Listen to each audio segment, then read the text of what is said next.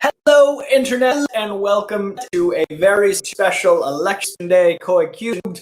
I almost didn't do a show today, but I realized it's 4 o'clock on a Tuesday, and we are here at 4 o'clock on a Tuesday, and we're not going to know anything for probably days. So I thought maybe a distraction for you, for me, for all of us would be the best case scenario. I are using new tech. I've got some stuff that I'm using for another show. And I thought it would be fun to incorporate into this show. And I don't know for how many weeks, but for some time, we're going to have new and exciting stuff. So I hope you guys can hear me okay. We have cool new technology to play with, like this. Oh, ooh, fancy. So I'm going to be learning how this all works, and my phone is now a crazy joystick for insanity. So that's exciting. So this is some technology I'm using on another show, and since it's in my house, I figure we're gonna play around with some Coy-Jandreau tech, and maybe we'll have less technical issues while we're going along. And yes, does mean a future comic books crap beer will have all sorts of other stuff. And I've also got my laptop in front of me and my phone, all the technology, so I can read comments and stuff, which is usually quite the struggle. So I'm stoked to be with you guys here today. It is good to have a distraction. After this, I'm going to be working out and then probably drinking in non-moderation. All right, let's dive into the news today.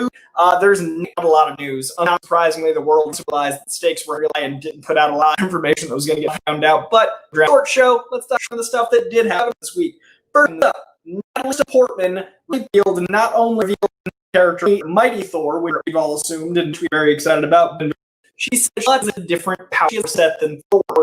Promoting some other new Thor entity going around, and people are obviously asking about that giant property she's coming back to. And she does have powers. She is playing Mighty Thor, and Jane Foster is going to have a different set of powers than Hemsworth's Thor. Now, obviously, could she not any more than that? Understandably, because we are excited to see Natalie Portman get powers and what she deserves. And I don't know what those extra powers are going to be. I don't know what the powers are going to be, but all in all, it's a very exciting event. I'm stoked to get into that too. Oh, the audio's choppy. That's a bummer. Okay. What can I do about that? Let me see if I can turn it to internal microphone.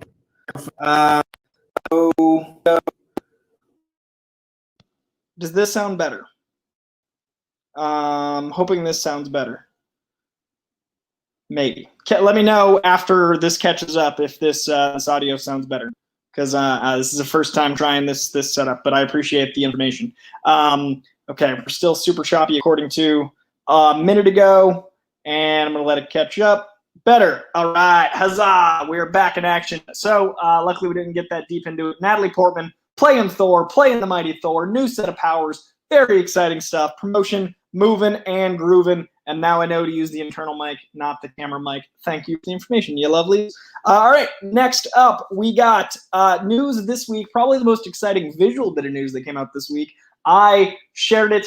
I'm elated. I'm all about it. Miles Morales Spider-Man, the PS4 and PS5 game, is going to feature the Into the Spider-Verse Miles Morales suit. Now, that's the same suit, you might say. Or, okay, they cel-shaded it. How exciting. Much like Ultimate Spider-Man, the PS2 game. But no. It is at a different frame rate than the game's frame rate. So it actually renders in the same beautiful, choppy, inorganic way that the character is in the movie, because he's learning to be Spider-Man. The frame rate Into the Spider-Verse is extremely important.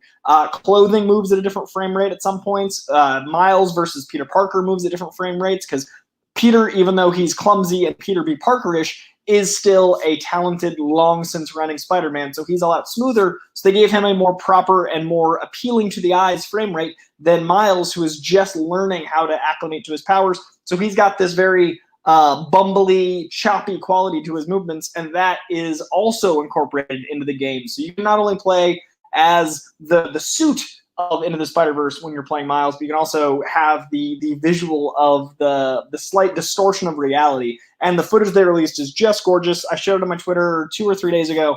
If you missed it, it is exceptional. It looks so freaking rad. I am so excited.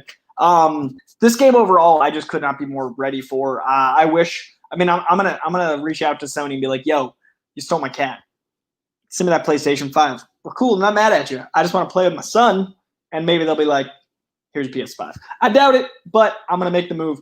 I obviously am not going to be getting a PS5 anytime soon, but they are releasing it on PS4. So folks like me that have the PS4 can play the game as well. I am so very excited. That is going to be coming in the end of the month. We're turning the corner. That's going to be around before Black Friday. So also, I think starting next week, we'll cover some Black Friday stuff. I talk a lot about physical media. We're going to talk about physical media later on in the show. I believe in physical media, as per my boy Deadpool here. I believe in physical items being represented, as well as things being able to be wielded by hand. And that's very important in this age of rights issues. Actually, let's get into that right now. Warner Brothers, there's no place to stream Harry Potter right now. There is long since written in stone legal matters with Peacock and HBO Max. So Warner Brothers might have made the Harry Potter films, all of them, all 8 of them are owned by Warner Brothers, but they license the films out to other streaming services. Now, it's not uncommon to license things out for 5, 10 years in the future. So they're dancing around their own film rights, and you can't watch Harry Potter on HBO Max. It also is not currently available on Peacock because there is an every few months thing where it cycles in and cycles out. So there's nowhere to stream the 8 Harry Potter films right now. It is almost the holidays. Those Harry Potter movies are holiday classics, modern classics, but classics nonetheless. Buy physical media, and then you got it forever. The Blu-rays are tangible. You're supporting the artist more directly because I don't know what legalese there is tying in some of the digital stipends, et cetera, et cetera. I believe in physical media. I got a giant stack of Blu-rays over there. I think that's the way to go. And I also this week, they reported that Amazon doesn't consider a movie you bought on Amazon, not just rented, bought. If you do the $10, $15, $20 purchase of a movie, if they lose the rights, there still is a chance those rights go away and you don't own the movie because you don't have the physical disc. So in my opinion, tangible is the way to go. When you hold something, when you wield it, it is yours. When you hold it and wield it, it is yours. It becomes tangible. So I think buying things is important, and also supporting your art is important. So if you want to watch the glory that is Harry Potter this holiday season, I would buy them. But that said, I think those things are going to change. We're going to evolve. Tangible media is going to be, flowing in and out. I'm sure as this new wave, this new frontier develops, lawyers will incorporate these new deals into things. Apple won't be able to say like, hey, we don't own that anymore. I know people that have lost movies on iTunes that they've purchased and then it was taken away. So I personally buy the disc, but that's just me. And eventually there won't be Blu-ray players, so I'll be fucked then. But until then, buy tangible media is my best bet. Let's see. What else happened this week? Red Notice has wrapped. The giant heist film. I'm a huge fan of heist films, and also this cast. The Rock, Gal Gadot, and Ryan Reynolds are all in a movie together for Netflix. Red Notice was filming before the pandemic. It took a giant 7 months off, maybe 6 months off. And then, The Rock, him and his family caught the Rona. So, obviously precautions and everything else, it had to be crazy. But they wrapped another movie. Every time a movie wraps, it feels like a Christmas miracle. Red Notice has wrapped. Uncharted, the most unlikely of films to wrap in the pandemic, has wrapped. That movie could not get started, and now it has wrapped, which is just...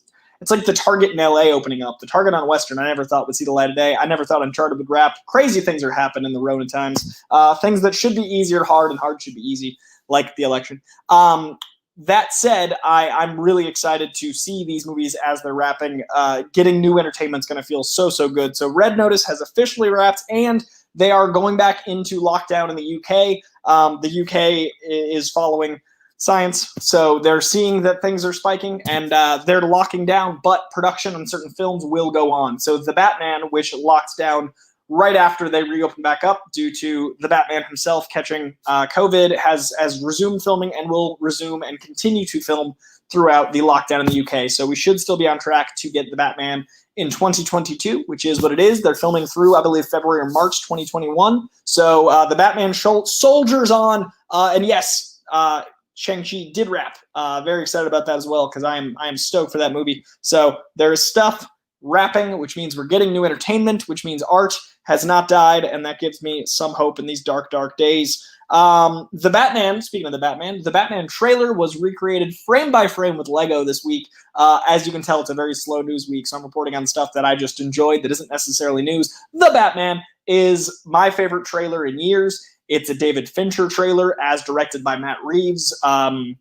I only say that because growing up, I always wanted a David Fincher Moon Knight or a David Fincher Batman. And the next best thing is Matt Reeves, one of the best directors working, taking a lot of visual aesthetic cues and a lot of flavor of the David Fincher films and incorporating it into his own. I think it might even be better. I'm so excited. I think Fincher's a genius, and I think Matt Reeves is a genius. So this perfect cast in a movie that is in a tone I never thought we'd get, this brutal detective Batman. Yes, please. The trailer, my favorite in years.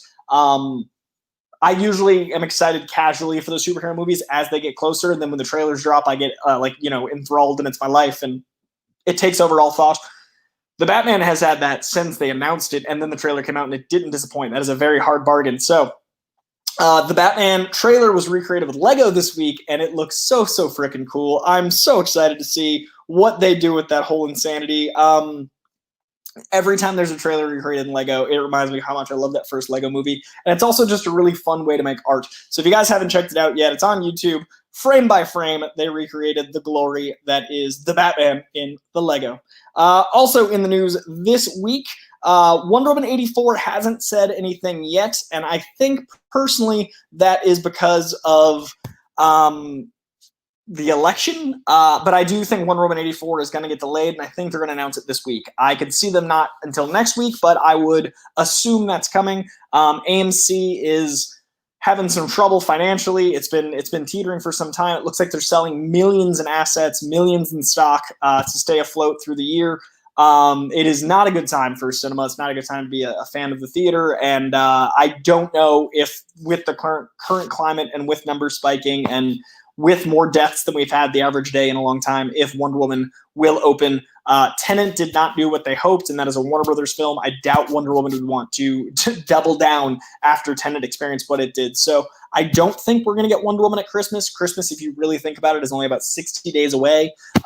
Christmas is not far off. So I could easily, is it even less than that? Today's the 3rd, 30 days in November, 27 days plus 25. That's 52? Damn, is it really that short? Yeah, it's not long till Christmas. So I could see them delaying Wonder Woman even further. And I don't think we'll be getting it this year. And I don't think that'll be good for movie theaters to try to limp their way along. I think movie theaters, if they're at this 50% capacity, that only lasts for like the first week of the movie coming out, and then it trickles down. It's just not sustainable for these theaters to stay open. So I hope there's some opportunity for something to go right. And I personally am really excited to see Wonder Woman in theaters whenever it's safe. In fact, actually, hold on, let's see. Do I think it's going to go straight to streaming? No, I don't think it is. I don't think it should. I don't think it's fair to the filmmakers. I don't think it's fair to any of the creators, and I don't think it's the way it's meant to be seen. I'll be really, really upset if it ends up in HBO Max, because I think it's bullshit. Spectacles and blockbusters are meant to be seen the right way, and it's not going to have the impact if it re-releases. If it comes out on HBO Max in December and then limps into theaters in the spring, it's not going to do the numbers it needs to. And if, say, it costs $200 million to make and they put that much into advertising, that's usually the barometer is what the film's production budget is, that's its advertising budget. So if you see movies that cost $100 million to make, it needs to clear $200 million to start to profit. It's not going to make $400 million on a streaming service that costs $20.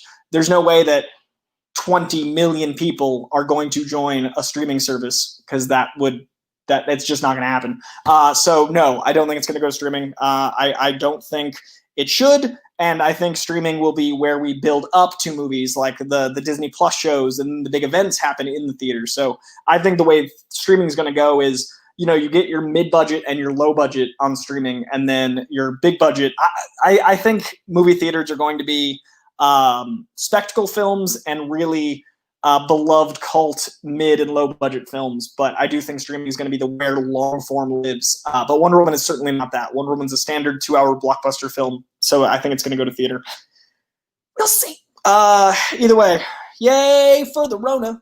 It sucks. I mean, nobody wins here, and it's keeping people safe, so I think it's the right move to delay it. It's just, we're all tired of this. We're all fatigued. We all miss things. I'm an extrovert in half. I miss people. I miss the movie theater. But you got to think about people before you think about profit. And the health and safety of people is more important than releasing a movie, any movie.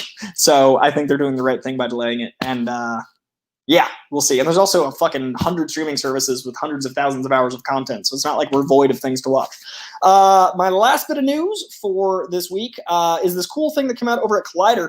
Collider talked to Charlie Hunnam about, I don't even know what he's promoting right now. They were talking to Charlie Hunnam, and he revealed to them that the Aldous Snow role in Forgetting Sarah Marshall was actually written for him, which is insane to me because that role is so synonymous with Russell Brand. It practically is an exaggerated version of Russell Brand in his public persona, or maybe he became that public persona after Aldous Snow. Who knows? Chicken and egg. But Aldous Snow was written by Jason Segel, who's friends with Charlie Hunnam, for Charlie Hunnam. He reluctantly had to turn it down. He felt like he wanted to go a different direction with his career. And then they found Russell Brand. He said it was this giant relief when he saw a Russell Brand comedy special because he's like, that's your real guy. That's your Aldous Snow. And I'm just thinking about how different comedy would be if Charlie Hunnam had played that role. I think things worked out as they should. I think now we have a great action drama star in Charlie Hunnam, and we have a brilliant comedy and now soothsayer spiritual leader in Russell Brand. And I don't know if those things would have worked out that way if it hadn't gone that way. It certainly would have been a different Get Him to the Greek and a different Forgetting Sarah Marshall in those little windows. So check out the article. There's a bunch of really interesting quotes, and it is a fascinating thing. It's gonna be really interesting to see how this all shakes out. All right, that is all of the news this week. It, like I said, was a very, very slow news week, but there are some comics I can recommend y'all pick up tomorrow. Again, I'm trying not to just live in politics, but it is fucking election day. I'm sure you've already voted. If you're watching this, I've been yelling, I've been hoping, I've been on my socials, and I really fucking hope you voted.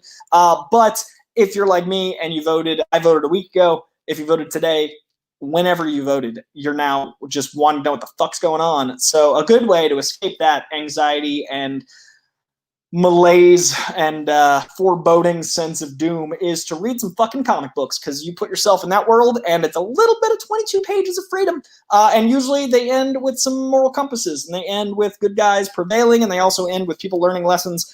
And I hope that is reflected when we get the results. Comic books that are coming out tomorrow that I recommend, I would say you should check out Amazing Spider-Man 51.LR. I hate that numbering scheme, but I like Amazing Spider-Man.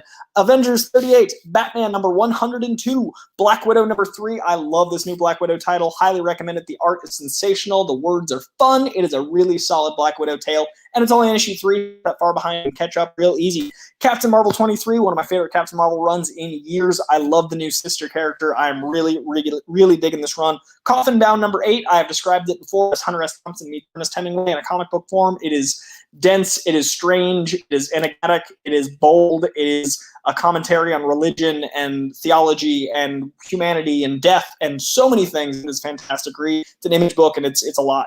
Crossover number 1, this is my pull of the week. This is from Donny Cates. Donny Cates' new independent book coming out of Image is supposed to be absolutely mind-blowing. It's apparently very meta. It's based in a seeming crossover of our worlds. The cover is a comic book blowing someone's mind, it seems, or someone being sucked into a comic. I can't tell. I haven't read the book yet. Comes out tomorrow. Crossover number 1 is my pull of the week. Deceased, Dead Planet number 5 from Trevor Hairsine and Tom Taylor is continuing this incredible zombie world that Tom Taylor is curating for DC. And I'm not usually big on zombies, but I am loving this one. Deadpool number 8, the continued glory of the Deadpool run that is happening, where he is king of the monsters. I took off the crown because we're in November now, and I need to find something Thanksgiving-ish from a boy.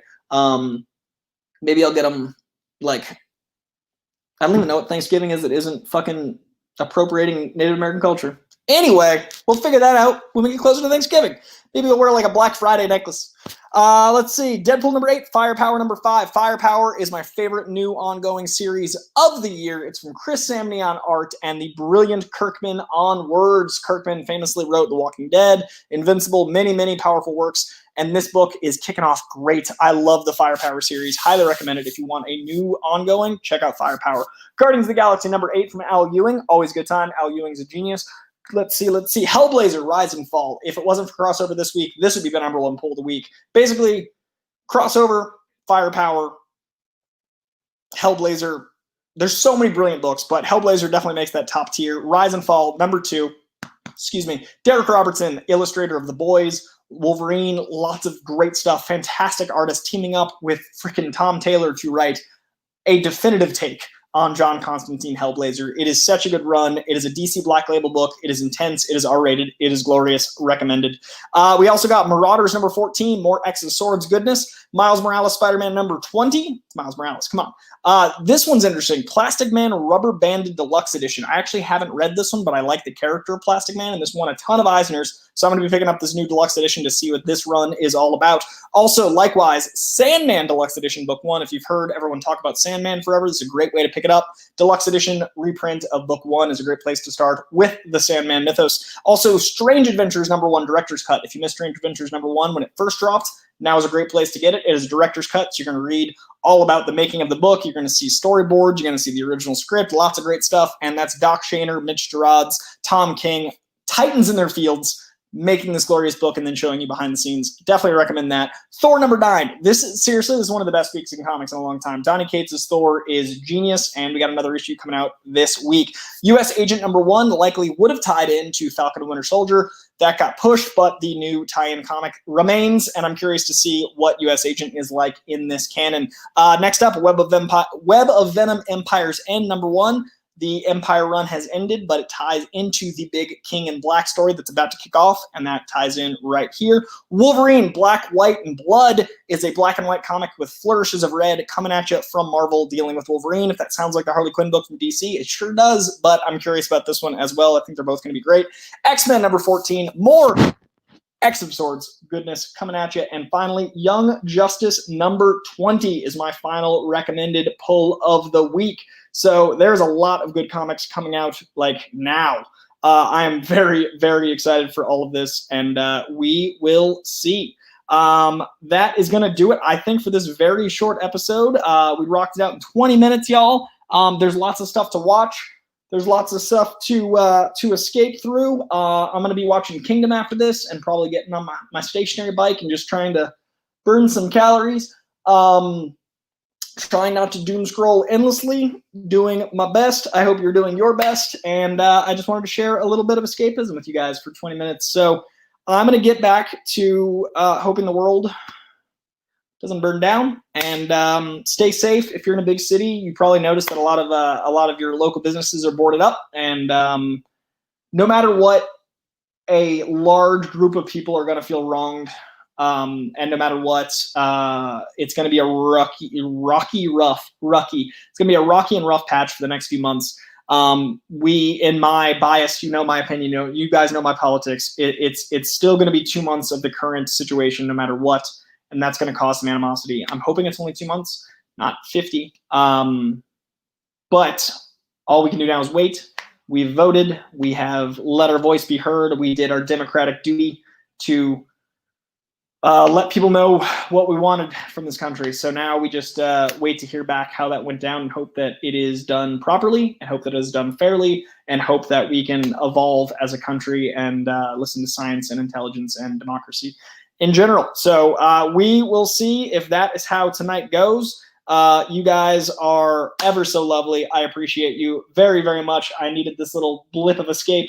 I'm sorry if it felt heavy. I am in the depths of holy fuck. Let's hope this goes well. I've never lived through anything like this before, so apologies if the escapism wasn't quite the escape you wanted, but we got some cool, fun news out there, and by the next time we are on air, we will know the direction of things. So I'll be doing a review probably Friday, and then the following Friday, we're doing another comic books and craft beer. And in the meantime, there's a new Patron podcast dropping tomorrow, and there'll be another Koi Cubed next Tuesday, likely with more news because things will have moved along. So I will see you Friday for a review. I will see you Tuesday for another Koi Cubed. I will see you Wednesday for another podcast, and I will see you on the internet as we get through this together. So I appreciate you guys very much. I will see you soon. I appreciate you.